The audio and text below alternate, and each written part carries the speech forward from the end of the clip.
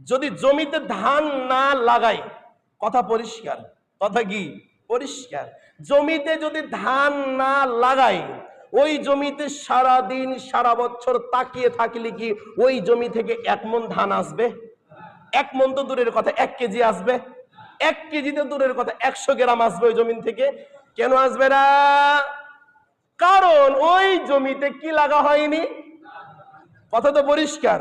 তাহলে কিভাবে সালাত আদায় না করে, আল্লাহর ইবাদত না করে, কিভাবে আল্লাহর সন্তুষ্টজনক কাজ না করে ওই বিশাল বড় জান্নাতের আশা করেন? লজ্জা লাগে না? কি লাগে না? লাগাননি তো, আল্লাহর জমি আছে না, আল্লাহর তো জমি আছে, ওই জমিতে তো আপনি কিছুই লাগাননি, তো কেমন করে পাবেন? পরীক্ষার হলে যাওয়ার আগে কিছু ব্যক্তিরা বলে কি, কিছু পারো আর না পারো কি করিও, কি করিও, লেখা দিয়ে আসিও খাতাতে। আরে যদি স্যারের দয়া হয়, তোমাকে 1 নাম্বার 2 নাম্বার দিয়ে কি করে দিতে পারে, পাস করিয়ে দিতে পারে। বলে না, বলে না, এমন ব্যক্তি তো আছে না?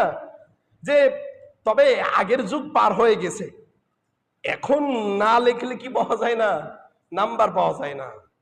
যেটা আমি বলতে চাচ্ছিলাম, জমিতে যদি ধান না লাগান, যেমন আপনার মেন্টালিতে কাজ করছে যে জমি থেকে কোনো ধান আসবে না, ঠিক তেমনি রে ভাই, ঠিক তেমনি গো বোন, যদি আল্লাহর ইবাদত না করেন, কিভাবে কবরের শাস্তি থেকে বাঁচবেন? কিভাবে মালাকুলের শাস্তি থেকে বাঁচবেন? কিভাবে অন্ধ ফেরেশতাদের হাত থেকে বাঁচবেন? কিভাবে ওই জাহান্নাম থেকে আপনি বাঁচবেন? কিভাবে কে আপনাকে রক্ষা করবে যদি আল্লাহর বিধান অনুযায়ী না চলতে পারেন, জীবনটাকে না চালাতে পারেন এই জীবনটাকে? একবার ভেবে দেখেন না, মেন্টালি একবার কল্পনা করে দেখেন